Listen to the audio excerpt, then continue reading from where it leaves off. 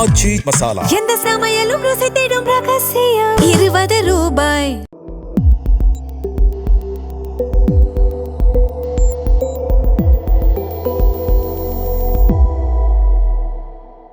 தமிழ்த்தடம் நேயர்களுக்கு வணக்கம். நம்மோடு உரையாட ஊடகவியலாளர் திரு கேப்ரியல் இணைந்திருக்காங்க. வாங்க பேசலாம். வணக்கம். வணக்கம். நேற்று அமைச்சர் ஆதவ அர்ஜுனா அவர்கள் மேடையில் பேசிய ஒரு ஸ்பீச் தான். என்ன அப்படின்னா, டிஎம்கேவும் ஏடிஎம்கேவும் சேர ஒரு பேச்சுவார்த்தை நடந்தது. அது யார் நடத்தினாங்க அப்படின்றதையும் அவர் மேடையில் போட்டு உடைச்சிருந்தாரு. ஒரு முக்கியமான ஒரு கட்டுமான நிறுவனம் பேசியிருந்தாங்க. அதுக்கப்புறம் இபிஎஸ்னுடைய மகன் மிதுன் அவர்கள் பேசியிருந்தார். அப்புறம் உதயநிதி அவர்கள், இவங்க 3 பேரும் சேர்ந்து டிஎம்கே ஏடிஎம்கே கூட்டணி பேச்சுவார்த்தையை நடத்தியிருந்தாங்க அப்படின்னு சொல்லி போட்டு உடைச்சிருந்தாரு. கனிமொழி அம்மையார் குறுக்க இதை நீங்கள் பண்ணக்கூடாது, நான் ரிசைன் பண்ணிட்டு போயிடுவோம் பண்ணீங்கன்னா அப்படின்னு சொல்லிட்டு மிரட்டினாங்க. அதுக்கப்புறம் தான் இந்த பேச்சுவார்த்தையை உதயநிதி மற்றும் பலர் கைவிட்டாங்க அப்படின்னு சொல்லி ஆதவ அர்ஜுனா மேடையில் போட்டு உடைக்கிறாரு. ஸோ எப்படி பார்க்குறீங்க இந்த பேச்சுவார்த்தை? அதான் இது நமக்கு ஒரு பெரிய ஒரு நியூஸ் தான்.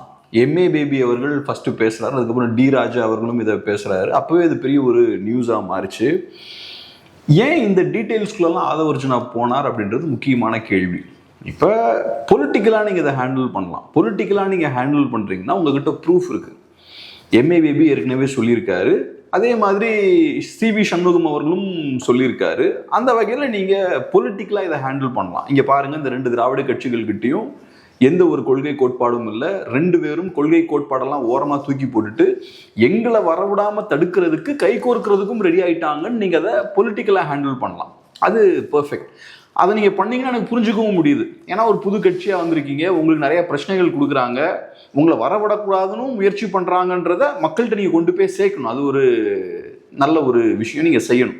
ஆனால் அதை தாண்டி இவர் என்ன பண்ணுறாருன்னா வேற சில விஷயங்களையும் டச் பண்ணுறாரு.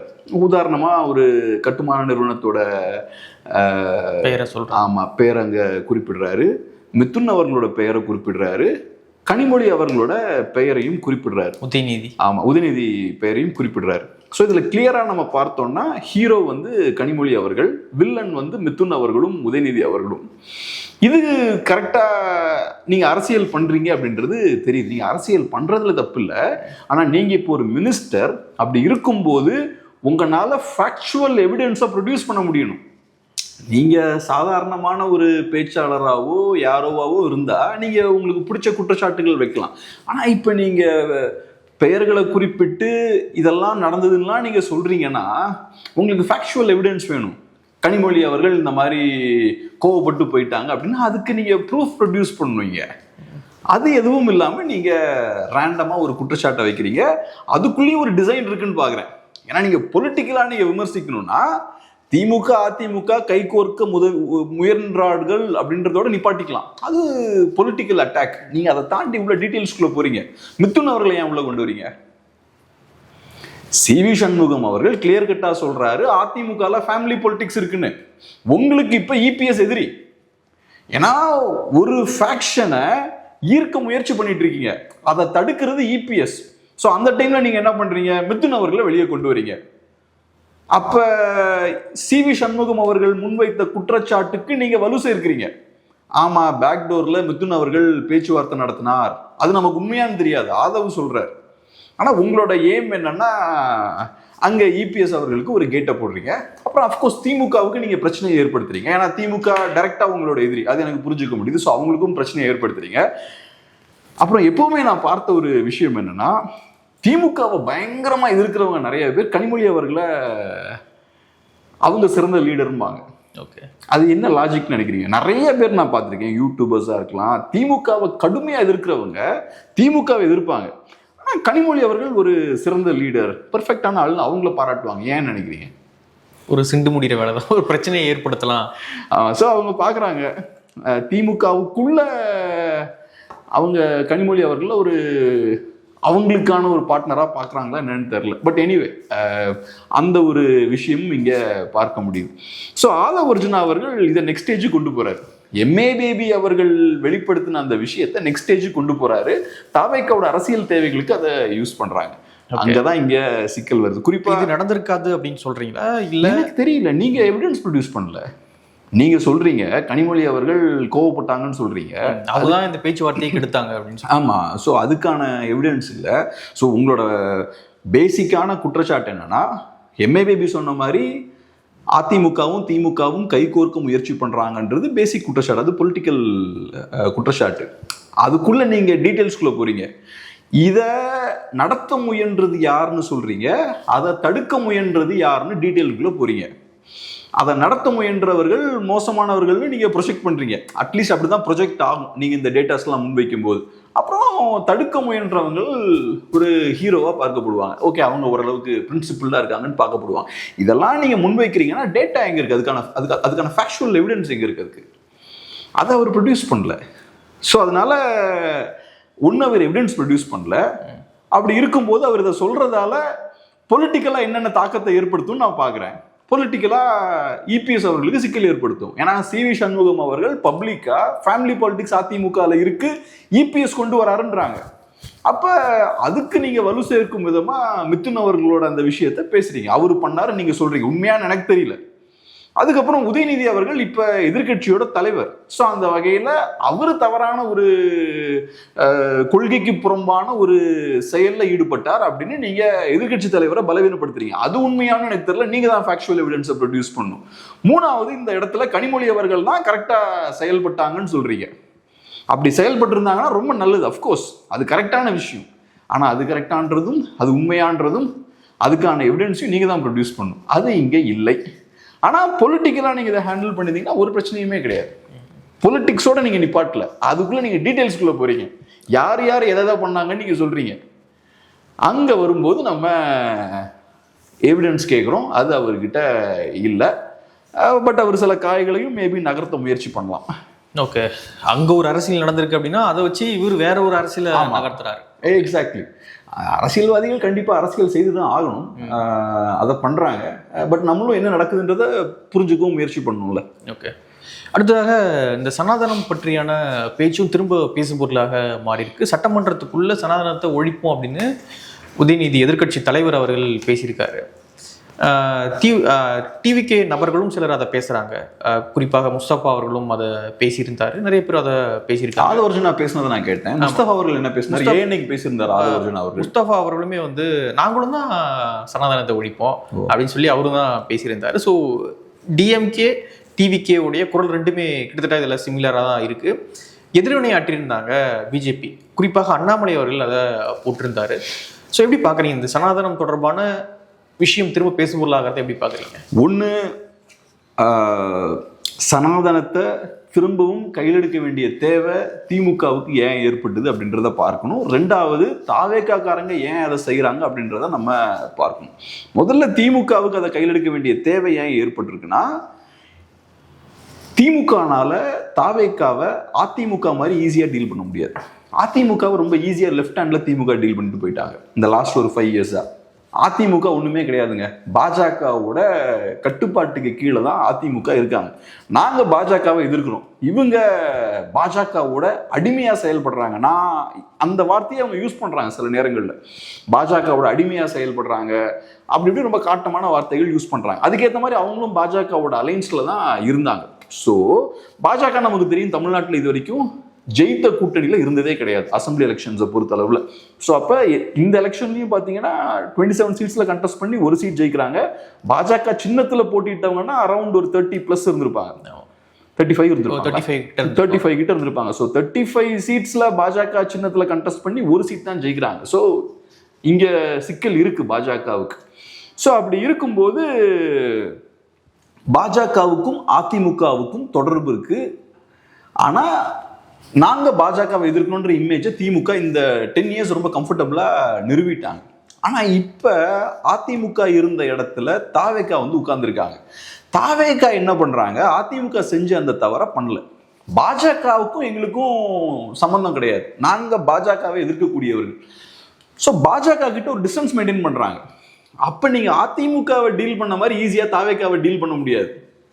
அந்த இடத்துல உங்களோட அந்த பாஜக எதிர்ப்பு அரசியலை ஸ்ட்ராங்காக நிறுவ வேண்டிய தேவை நம்ம திமுகவுக்கு இருக்கு. ஸோ அதனால அசம்பிளியில சம்பந்தமே இல்லாம சனாதன எதிர்ப்பு அங்க பேசுறாங்க. அது பேச வேண்டிய அவசியமே இல்லை அசம்பிளியில. பட் இருந்தாலும் உதயநிதி ஸ்டாலின் அவர்கள் பேசுறாரு, இல்ல நாங்க அவங்கள விட பெரிய பாஜக எதிர்ப்பாளர்கள், அவங்கள விட நாங்க தான் காட்டமா பாஜகவை எதிர்ப்போம். அது போக இன்னைக்கு தாவேகா கூட காங்கிரஸும் இருக்காங்க. காங்கிரஸும் அவங்களோட போயிட்டாங்கன்னா அவங்களுக்கு இன்னும் அந்த கிரெடிபிலிட்டியும் கிடைக்கும். பாஜக எதிர்ப்பு அப்படின்றது இவங்களும் பண்றாங்கன்ற அந்த தோற்றமும் ஏற்படும். ஸோ இதெல்லாம் இருக்கிறதால அந்த நம்மளோட அரசியல் இன்னைக்கு பாஜக எதிர்ப்பு, அதை தக்க வச்சுக்கணும், அதை ஸ்ட்ராங்கா நம்ம கையில கொண்டு வரணும். உடனே இப்ப உதயநிதி ஸ்டாலின் அவர்கள் இதை பண்றார். ரெண்டாவது, இப்ப என்ன பொறுத்தளவுல தாவேகா சனாதன எதிர்ப்பை பத்தி பேசணும்னு அவசியம் கிடையாது. ஏன்னா தாவேக்காவுக்கு ஓட்டு போட்டவங்க அதை பெருசா எதிர்பார்க்க மாட்டாங்க. ஆனா நான் எப்படி பாக்குறேன்னா, தாவேக்காவை பொறுத்தளவுல உதயநிதி ஸ்டாலின் அவர்களுக்கும் தெரியும், ஆதவர்ஜனாவுக்கும் தெரியும், சனாதன எதிர்ப்பை கையில் எடுக்கிறதால இங்க நெகட்டிவ் ஓட்ஸ் எதுவும் உள்ளாதுன்னு தெரியும். ஏன்னா நான் ஏற்கனவே சொன்ன மாதிரி பாஜக இங்க ரொம்ப வீக்கா இருக்காங்க. 35 சீட்ஸ் கண்டெஸ்ட் பண்ணி, ஏறக்குறைய 35 சீட்ஸ் கண்டெஸ்ட் பண்ணி ஒரு சீட் ஜெயிக்கிறாங்க. இது வரைக்கும் அவங்க இந்த லாஸ்ட் 46 இயர்ஸ்ல தமிழ்நாட்டில் பெருசாக அவங்களால வளர முடியல. என்னெல்லாமோ எஃபோர்ட்ஸ் போட்டும் அவங்களால வளர முடியல. இன்ஃபேக்ட் இப்போ என்னன்னா, பாஜக காரங்க தான் இங்கே இருக்கிற அரசியலை சரியா புரிஞ்சுக்க மாட்டேங்கிறாங்க. அவங்க உங்களை இந்த விஷயத்துலாம் இழுக்கிறாங்க. சனாதன எதிர்ப்புன்னு அவங்க பேசினா நீங்க ரியாக்ட் பண்ணுவீங்கன்னு தெரியும். அவங்க உங்களை இழுக்கிறாங்க, இந்த சண்டைக்கு வாங்கன்னு இழுக்கிறாங்க. ஏன்னா அவங்களுக்கு தெரியும் இந்த சண்டையில் அவங்க ஈஸியாக ஜெயிச்சிடலான்னு. இதே இது அண்ணாமலை ஃபர்ஸ்ட் பண்ணாரு இல்லையா, திமுக எதிர்ப்பு எடுத்தாரு, குடும்ப அரசியல் பத்தி பேசினாரு, ஊழல் பத்தி பேசினாரு. அதெல்லாம் நீங்க செஞ்சீங்கன்னா திமுக ரிவர்ஸ் போவாங்க. ஆனா இந்த கேம் திமுகவுக்கு வசதியான கேம். சனாதன எதிர்ப்பு, வர்ணாசிரம எதிர்ப்பு, வேற சிக்கல்கள், சாதிய ஒடுக்குமுறைகள் இருக்கு, அதுக்கு காரணம் அவங்க தான், பார்ப்பன எதிர்ப்பு, இதெல்லாம் வச்சு அவங்க டார்கெட் பண்ணும்போது நீங்க உள்ள ஏறினீங்கன்னா உங்களை ஈஸியா அவங்க தோக்கடிச்சிருவாங்க. உங்களால திமுகவுக்கு எந்த சிக்கலும் ஏற்படுத்த முடியாது. ஸோ இது உதயநிதி ஸ்டாலின் அவர்களுக்கும் தெரியும், ஆதவர்ஜனாவுக்கும் தெரியும். ஸோ நான் சொன்ன மாதிரி இதை கையில் எடுக்கணுன்ற அவசியம் தாவேக்காவுக்கு கிடையாது.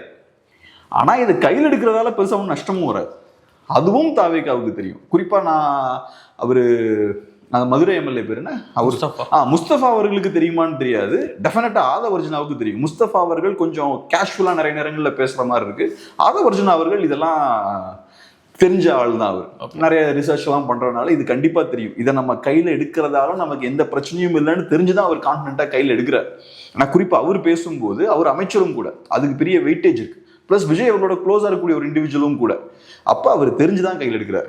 சனாதன இஷ்யூவை கையில் எடுக்கிறதால நமக்கு எந்த சிக்கலும் வராது, மேபி நம்ம திமுகவுக்கும் லைட்டா டேமேஜ் ஏற்படுத்தலாம் அப்படின்ற ஆங்கிள் எடுக்கிறார். நான் ஏன் இது தாவேக்க கையில் எடுக்க வேண்டிய தேவை இல்லைன்னு சொல்றேன்னா, நான் சொன்ன மாதிரி தாவேக்க எங்க உட்கார்ந்துருக்காங்கன்னா அதிமுகவோட ஸ்பேஸ்ல உட்கார்ந்துருக்காங்க. அதிமுகவோட ஸ்பேஸ்ல நீ உட்கார்ந்துருக்கும் போது அவங்க உங்ககிட்ட எதிர்பார்க்கிறது திமுக எதிர்ப்பு. நீங்க போய் பாஜகவோட எப்படி சண்டை போடுறீங்கன்றத எதிர்பார்க்கிறத விட திமுகவோட நீங்க எப்படி சண்டை போடுறீங்கன்றத அவங்க பார்ப்பாங்க. ஏன்னா அவங்க எல்லாம் மோஸ்ட்லி திமுக எதிர்ப்பாளர்கள். ஸோ உங்களோட ஃபோக்கஸ் திமுகவா இருக்கணும். அப்கோர்ஸ் பாஜகவோட நீங்க க்ளோஸா நெருங்கிடக்கூடாது.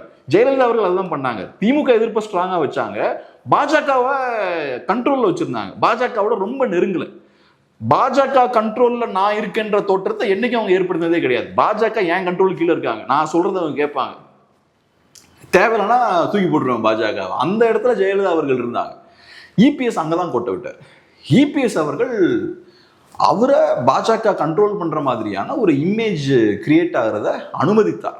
ஸோ அதை மட்டும் செஞ்சா போதும். தாவேக்கா நாங்க பாஜக கிட்ட நெருங்கல, பாஜக தொடர்பு இல்லைன்றதை மெயின்டைன் பண்ணா போதும். நீங்க பெருசா திமுக மாதிரி பாஜக எதிர்ப்பு கையில் எடுக்க வேண்டிய அவசியம் இல்லை. அது திமுகவோட அரசியல். நீங்க செய்ய வேண்டியது திமுக எதிர்ப்பு. ஆனா இன்னைக்கு நடக்கக்கூடிய அரசியலை பார்க்கும்பொழுது கிட்டத்தட்ட ஒரு குட்டி திமுக மாதிரி டிவிக்கு செயல்படுது அப்படின்ற ஒரு குற்றச்சாட்டு. அது தேவையில்லைன்றது என்னோட பாயிண்ட். ஏன்னா ஏற்கனவே ஒரு திமுக இருக்கு. திமுக ஏற்கனவே இருந்த அதிமுக தான் நீங்க காலி பண்ணிருக்கீங்க. அப்படி இருக்கும் பொழுது திமுக எதை பண்ணாலும் நாங்க அதை பண்ணுவோம், அவங்க என்ன திட்டம் கொண்டு வந்தாலும் அப்படியே எங்களுக்கும் தொடரும் அப்படின்றது வந்து அங்க ஸ்டாலின் இறங்கி விஜய் ஏறி இருக்காரு அந்த அரியணையில. அதை தாண்டி வேற என்ன மாற்றம் உங்களுக்கு, உங்களுக்கும் என்ன சேஞ்ச் இருக்கணும்ல? எதுவுமே இல்லையே. அதான் அவங்க வந்து பாஜக எதிர்ப்பு அந்த அரசியலும் இவங்க லைட்டா கையில் எடுக்கிறாங்க. என்னோட பாயிண்ட் என்னன்னா, தேவையை மீறி அதிகமா எடுக்கிறாங்க. இவங்க அந்த அளவுக்கு எடுக்க வேண்டிய அவசியம் கிடையாது. பாஜக எதிர்ப்பு ரொம்ப கஷ்டப்பட்டு தாவேக்கா எடுக்க வேண்டாம். தாவேக்காவோட ஃபோக்கஸ் என்னவா இருக்கணும்னா திமுக எதிர்ப்பு தான். திமுக எதிர்ப்பு தானே இங்க எடுபடும். ஆமா, அதுதான் அதிமுகவோட அரசியல். அதிமுகவோட இடத்த தான் நீங்க ஃபில் பண்ண முயற்சி பண்றீங்க. இப்ப நீங்க அதிமுகவை ரெண்டா உடைக்க முயற்சி பண்றீங்கனாலும் அதுதான் அவங்களோட பாயிண்ட். அதிமுகவை கம்ப்ளீட்டா காலி பண்ணியாச்சுன்னா உங்களை சேலஞ்ச் பண்றதுக்கு யாரும் இருக்க மாட்டாங்க. திமுக உங்க ஸ்பேஸ்ல கை வைக்க மாட்டாங்க. உங்க ஸ்பேஸ்ல கை வைக்கிறது அதிமுக தான். அதிமுக நாளைக்கு ஸ்ட்ராங் ஆனாங்கன்னா உங்களுக்கு தான் பிரச்சனை, திமுகவுக்கு பிரச்சனை இல்லை. ஸோ அதனாலதான் முடிஞ்ச அளவுக்கு அதிமுகவை பலவீனப்படுத்துறது உங்களுக்கு நல்லது. அங்க குடும்ப அரசியல் இருக்குன்னு ஒருத்தர் சொல்றாருன்னா சம்பந்தப்பட்ட இன்னொருத்தரோட பேரை வெளியில கொண்டு வர்றது உங்களுக்கு நல்லது. அதெல்லாம் உங்களோட அரசியலுக்கு உபயோகமா இருக்கும்.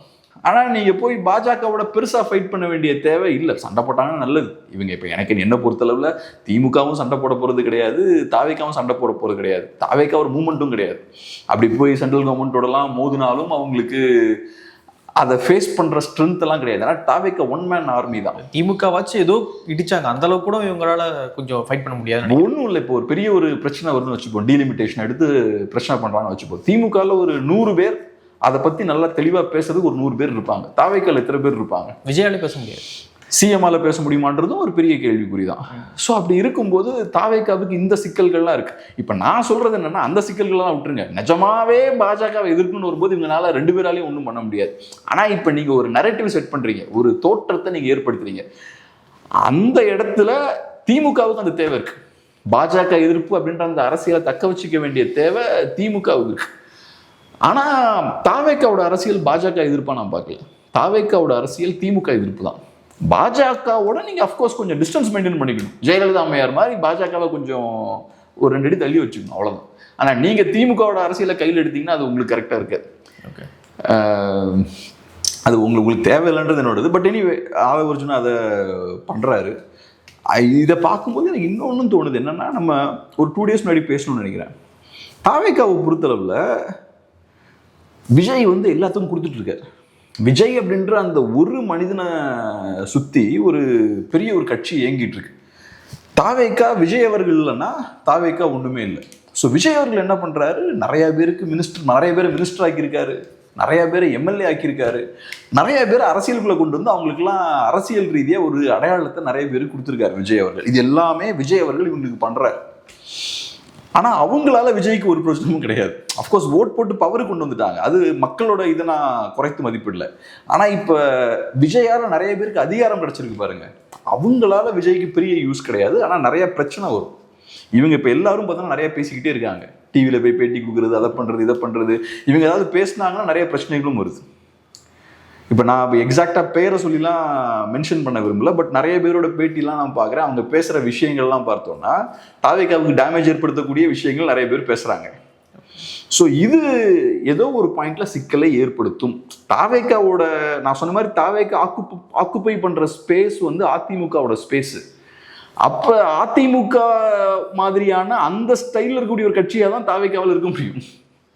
பிளஸ் தாவேக்கா ஒரு பெரிய ஒரு ஃபேமஸான ஒரு மனிதரால் இயக்கப்படக்கூடிய ஒரு கட்சியும் கூட, அவரை சுற்றி இயங்கக்கூடிய ஒரு கட்சியும் கூட. அப்படி இருக்கும்போது அந்த ஸ்டைலில் தான் ரன் பண்ணி ஆக முடியும். ஜெயலலிதா அம்மையார் மாதிரி ஒரு ஸ்ட்ராங்கான லீடர் நடுவில் வாயே திறக்காத ஒரு கூட்டம் சுற்றி இப்போ அதை மீறி எல்லாம் செயல்பட்டு இருக்காங்க.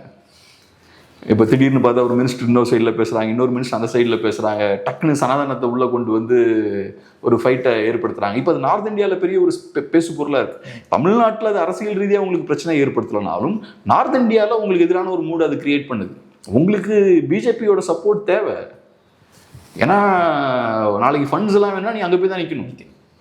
ஸோ அப்படி இருக்கும்போது இங்க இருக்கக்கூடிய ஆட்கள் பேசக்கூடிய ஒவ்வொரு விஷயமும் உங்களுக்கு வேற விதமான பிரச்சனைகள் கொண்டு வரும். தமிழ்நாட்டிலையும் பிரச்சனைகளை ஏற்படுத்தும், நேஷனல் லெவல்லையும் சில நேரங்களில் பிரச்சனைகளை ஏற்படுத்தலாம். ஸோ அதனால எனக்கு என்னமோ போற போக்க பார்த்தா கொஞ்ச நாள் கழிச்சு எல்லாம் குவைட்டா இருங்கன்னு சொல்லிடுவாருன்னு நினைக்கிறேன். இப்போதைக்கு கொஞ்சம் விட்டுட்டு இருக்காங்க, பட் ஒரு பாயிண்ட்டுக்கு அப்புறம் சைலன்ஸ் அப்படின்றாங்கன்னு நினைக்கிறேன். நிறைய நேரங்களில் நம்ம பாஸ்ட்லேயே பார்த்துருக்கோம்ல, மீடியாவெல்லாம் சில நேரங்கள் பார்த்தோம்னா தாவேக்காரங்க சந்திக்க மாட்டாங்க. சில நேரங்கள் டக்குன்னு பார்த்தா மீடியாவோட இன்ட்ராக்ட் பண்ணாதீங்கன்னா இன்ட்ராக்ட் பண்ண மாட்டாங்க. அது இங்கேயும் ஒரு பாயிண்ட்டுக்கு அப்புறம் அப்ளை ஆகும். இவங்க பேசுறதால நமக்கு லாபத்தை விட நஷ்டம் தான் அதிகமாக வருது அப்படின்னா அதை செஞ்சிருவாங்க. இப்போ நான் சொன்ன மாதிரி இங்கே விஜய் ஆக்சுவலாக பார்த்தோம்னா நிறையா கொடுக்குறாரு சுற்றி இருக்க ஆட்களுக்கெல்லாம். சாதாரணமான சூழல்ல இவங்கெல்லாம் ஒரு 2000 ஓட்டு கூட வாங்க முடியாது நிறைய பேர். அவங்களெல்லாம் எம்எல்ஏ ஆக்கியிருக்காரு. ஸோ இப்போ விஜய் அவர்களை யூஸ் பண்ணி நீங்க பவருக்கு வந்து உங்களுக்கு ஒரு ஸ்பேஸை கிரியேட் பண்ண முயற்சி பண்றீங்கன்னா அது விஜய் அவர்களுக்கு டேமேஜ் ஏற்படுத்தும். ஓகே, அது விரும்ப மாட்டார். ஏதோ ஒரு பாயிண்ட்ல டிக்டேட்டரா மாறுறதுக்கான வாய்ப்பு இருக்குன்னு நினைக்கிறேன் பார்ட்டிக்குள்ள. ஓகே. அடுத்தது பார்த்தீங்கன்னா ஸ்டாலின் அவர்கள் நேற்று மாவட்ட செயலாளர் கூட்டம் போட்டார். அந்த கூட்டத்தில் பேசின விஷயங்களை வந்து ஒரு எக்ஸ்தலத்தில் அறிக்கையாக வெளியிட்டிருக்காரு. நம்ம கட்சியை வந்து இப்போ இருக்கக்கூடிய ஜென்ரேஷனுக்கு ஏற்ற மாதிரி மாற்ற வேண்டிய அவசியமான இருக்குது, நான் நிறைய விஷயங்களை பண்ண தான் போகிறேன் அப்படின்லாம் அவர் சொல்லியிருக்காரு. அந்த அறிக்கையுமே கொஞ்சம் கொலோக்கியலாக இருந்தது. ரொம்ப கொலோக்கியலாக இருந்தது, ட்ரெடிஷ்னலாக பேசுகிற மாதிரி இல்லாமல் ரொம்ப கொலோக்கியலாக. ஆமாம், இங்கே வாங்க போங்க அப்படின்னு சொல்லிட்டு ரொம்ப நார்மலாக ஒரு பேச்சு வழக்கில் இருக்கிற மாதிரியான அறிக்கையை தான் ரெடி பண்ணியிருக்காங்க. ஸோ டிவிகே உடைய வருகைக்கு பிறகாக இங்கே நிறைய விஷயங்கள் மாறுது அப்படின்றது தெரியுது. திமுகவும் அதுக்கு ஏற்றா போல் அவங்கள அடாப்ட் பண்ணிக்க ஆரம்பிச்சிருக்காங்களா? ஸோ மற்ற கட்சிகளுக்கும் இந்த நிலையை புரிஞ்சுக்கணுமா? எப்படி பார்க்குறீங்க? திமுகவால் நான் ஒன்று சொல்கிறேன், பெருசாக தங்களை என்ன சொல்கிறது மாற்றிக்கொள்ளலாம் முடியாது. மாற்றம்ன்றது பெரிய வார்த்தை. திமுகவால் அந்த கட்சியை ரீஇன்வென்ட் பண்ண முடியாது. அந்த கட்சியில் பெரிய மாற்றங்களெல்லாம் ஏற்படுத்த முடியாது. மாற்றங்களை நீங்கள் ஏற்படுத்தணும்னா நீங்கள் பாட்டுக்கு மேலே உட்காந்துக்கிட்டு கீழே இருக்கிறதெல்லாம் நான் மாற்றுவேன்னு சொல்கிறது இல்லை. மேலேயும் மாற்றம் வேணும்ல. கீழே மட்டும் மாற்றுவேன், ஆனால் மேலே எதுவும் மாற்ற மாட்டேன். மேலே ஃபேமிலி பொலிட்டிக்ஸ் தான் இருக்கும், கீழே மட்டும் எல்லாத்தையும் மாற்றுவேன், அப்படி மாற்ற முடியாதுல்ல.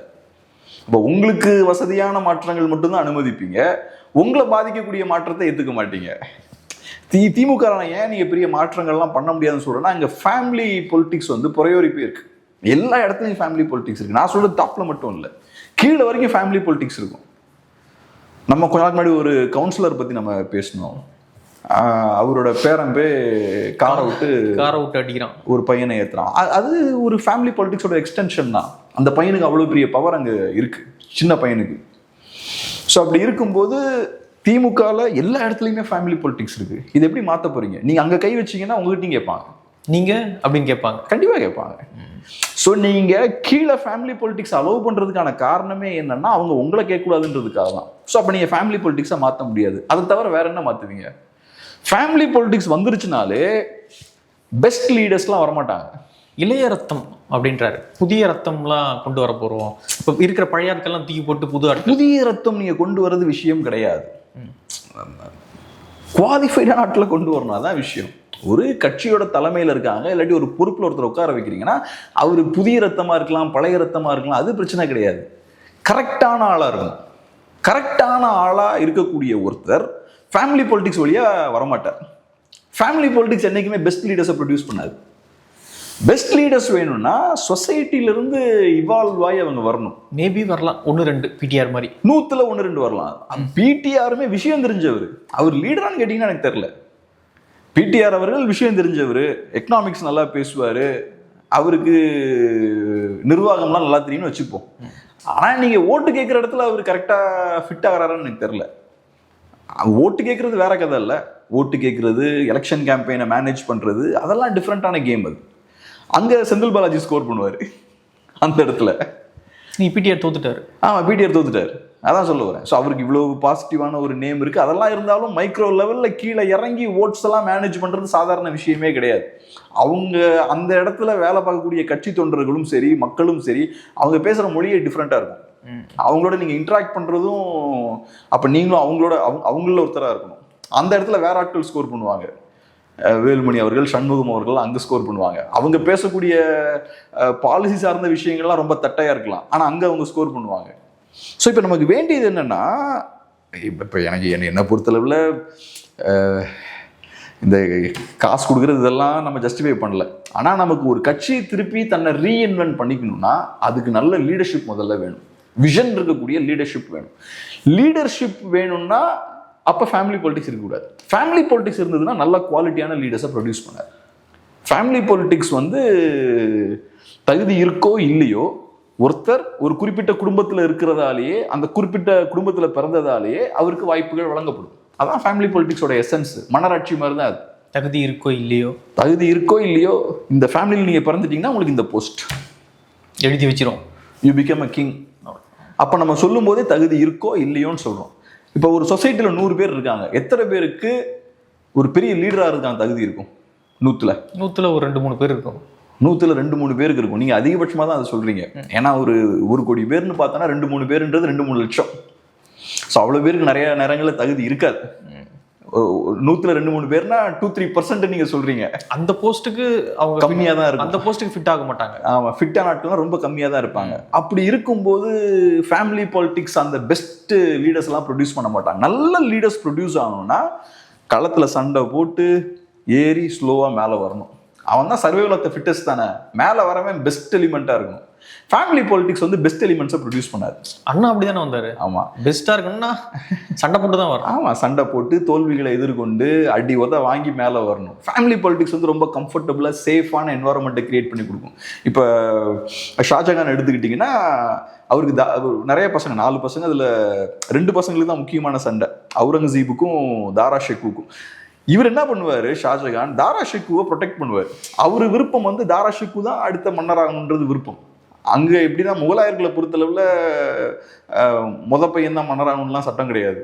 சண்டை போட்டு யார் ஸ்ட்ராங்காக இருக்கானோ அவன் மன்னராகிடலாம்.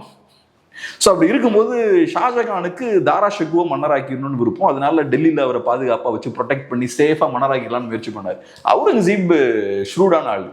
இவங்களெல்லாம் அவுட் ஸ்மார்ட் பண்ணி அடிச்சு தூக்கி போட்டார் எல்லாத்தையும். அவர் ஏன்னா கீழே உட்காந்து கஷ்டப்பட்டு வந்தவர். ஸோ இந்த குடும்ப அரசியலை என்ன பண்ணுன்னா ப்ரொடெக்ட் பண்ணி பாதுகாப்பாக ஒருத்தனை கொண்டு வந்துடும் மேலே. அப்படி நீங்கள் பாதுகாப்பாக ஒருத்தரை மேலே உட்கார வைக்கிறீங்கனாலே அவர் பெஸ்ட்டாக இருக்க மாட்டார். பெஸ்ட்டான ஆட்கள் அடி உதப்பட்டு வரணும். அது அவங்களோட கேரக்டரை பில்ட் பண்ணும், அவங்கள ஒரு தகுதியான ஒரு மனிதனாக மாற்றும். 2வது, நீங்கள் அது மட்டும் இருந்தால் பத்தாது. கேரக்டர் இருக்கிறது, அடி உதப்படுறது மட்டும் பத்தாது, உங்களுக்கு விஷயமும் இருக்கும்.